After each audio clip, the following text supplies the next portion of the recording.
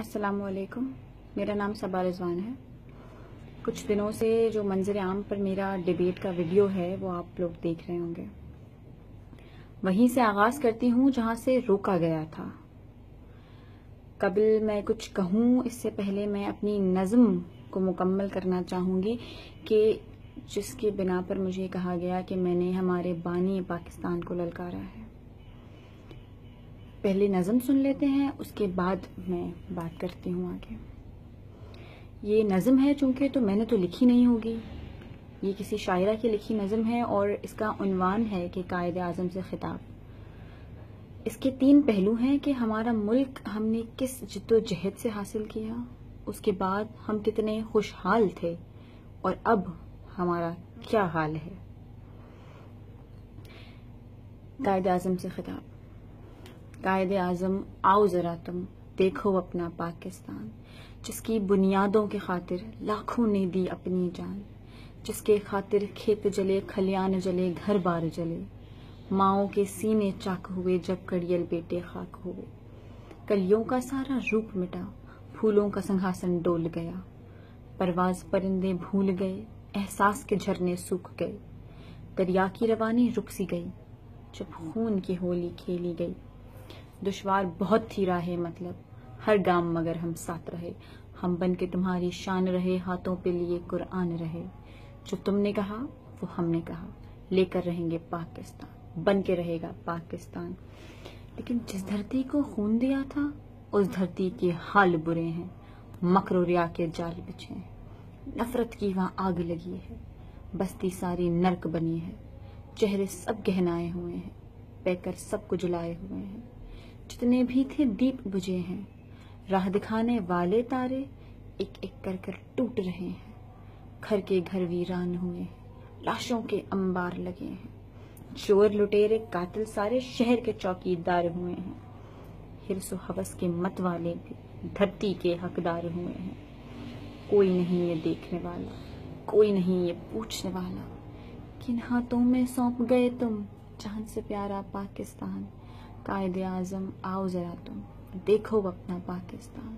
یہ دھرتی تھی کچھ ارمانوں کی، یہ دھرتی تھی کچھ خوابوں کی، اس دھرتی کے میدانوں میں، اس دھرتی کی ہر وادی میں خوشیوں کے رنگ بکھرتے تھے، احساس کی کلیاں کھلتی تھیں، ہر سال ہی ساون آتا تھا، گاتے تھے پنچھی گیت یہاں، ہوتی تھی بہاریں مست یہاں، آکاش کی اس اونچائی سے یہ دھرتی گلے مل جاتی تھی، ہر دل کی کلی کھل جاتی تھی۔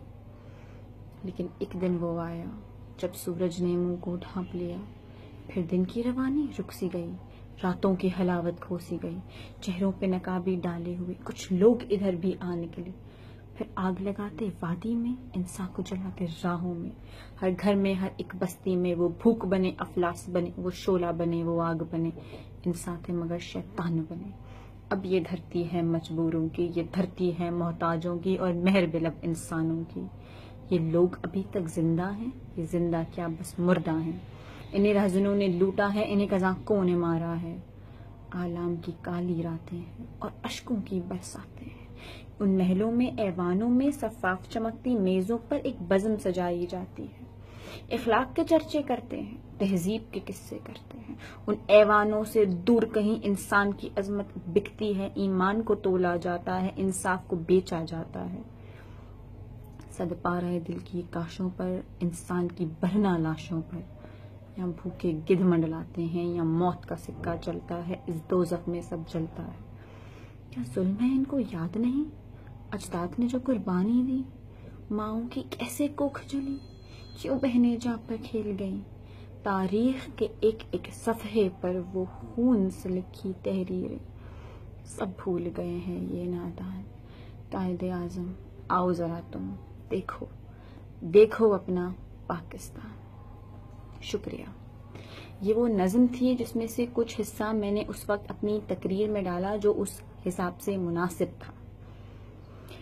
بہرحال یہ ہمارے قائد سے خطاب تھا اور ان کو للکار ہرگز نہیں تھی۔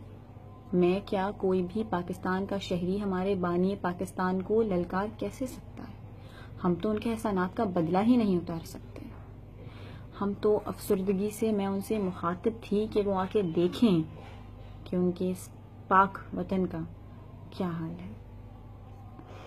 مجھے امید ہے کہ اس بات سے میں ان لوگوں کے شک و شبہات کو دور کر سکی ہوں جنہیں یہ لگتا تھا کہ میں نے قائد کو للکارا ہے. ایسا ہرگز نہیں ہے. بات کو آگے بڑھاتے ہوئے میں یہ کہوں گی کہ ان سب لوگوں کا بہت بہت شکریہ جنہوں نے مجھے سراہا. اس پاکستان کے ہر شہری کا، پاکستان کے علاوہ باہر ممالک سے بھی جتنے لوگوں نے مجھے کمنٹس کیے، میسیجز کیے، جتنی سوسائٹیز میرے ساتھ کھڑی ہیں، ایک ایک شخص، وہ لوگ جنہوں نے ویڈیوز بنا کے میرا ساتھ دیا اور اس بات کا احساس دلایا اور الحمدللہ مجھے جتا دیا. میں جیت گئی کہ میری آواز زمانے کی صدا ہے، اور اس بات کا یقین دلایا کہ آج بھی ہم ایک مملکت ہیں، ہم وہ قوم ہیں کہ ہم آواز اٹھانا جانتے ہیں، ہم صحیح کے خلاف بولنا، ہم غلط کے خلاف بولنا جانتے ہیں، ہم صحیح کے ساتھ کھڑے ہیں. آج بھی میری آواز سن کر میری قوم کا ہر فرد ہم آواز ہو کے میرے ساتھ کھڑا ہو. میں بہت شکر گزار ہوں کہ آپ لوگوں نے میری بات کو سمجھا، مجھے سراہا. میرا خود پر سے اعتماد ٹوٹ جاتا، میں کافی ذہنی تناؤ میں آ جاتی اگر وہ بات ویسی ہی رہتی اور آپ لوگ میرا ساتھ نہ دیتے. لیکن میں بہت شکر گزار ہوں آپ سب کی کہ جنہوں نے مجھے واپس اٹھ کھڑا کیا کہ میں صحیح ہوں. جہاں تک بات ہے، ساحر بھائی نے اس دن بھی مجھ سے اپنے تلخ رویے کی صرف معافی مانگی، اور بعد میں بھی جو ان کا ویڈیو آیا اس میں انہوں نے اپنے تلخ رویے ہی کی معافی مانگی، بجائے اس کے کہ وہ اس بات پر ہوتی کہ کسی لڑکی کو ایک لائف چینل پر بے عزت کیا گیا، یا اس بات پر ہوتی کہ کسی ڈیبیٹر کو بیچ میں روکا گیا جس کی بات مکمل نہیں ہو سکی، یا اس بات پر ہوتی کہ میری بات کو غلط رنگ دیا گیا. وہ صرف ان کے تلخ رویے کی معافی تھی. اسی لیے میں اس شو سے بوائیکاٹ کرتی ہوں کہ جہاں ایک بار آواز دبا دی جائے ممکن ہے کہ دوبارہ بھی ایسا ہو جائے.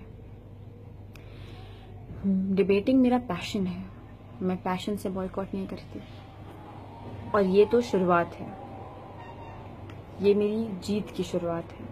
میں رکوں گی نہیں، یہاں سے آغاز ہوا ہے. میں بہت شکر گزار ہوں آپ ایک ایک شخص کا جس نے میرا ساتھ دیا. ساحر بھائی نے خود کہا کہ اگر بات آدھی دکھائی جائے گی تو محبت نہیں ہوگی، تو میری بھی تو بات آدھی سنی گئی.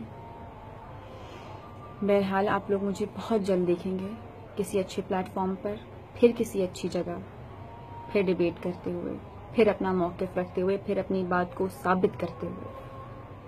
یہی کبھی عورتوں کے حقوق پر تو کبھی انہی مسائل پر جو ہمارے ملک میں ہیں، اور ہم مل کے ان کا حل نکالیں گے اگر آپ لوگ اسی طرح ساتھ کھڑے رہے اور ہر بار ہر کسی کے لیے آواز اٹھائی. اسی کے ساتھ یو آر سائننگ آف. صبا رضوان. پاکستان زندہ باد. قائد اعظم زندہ باد.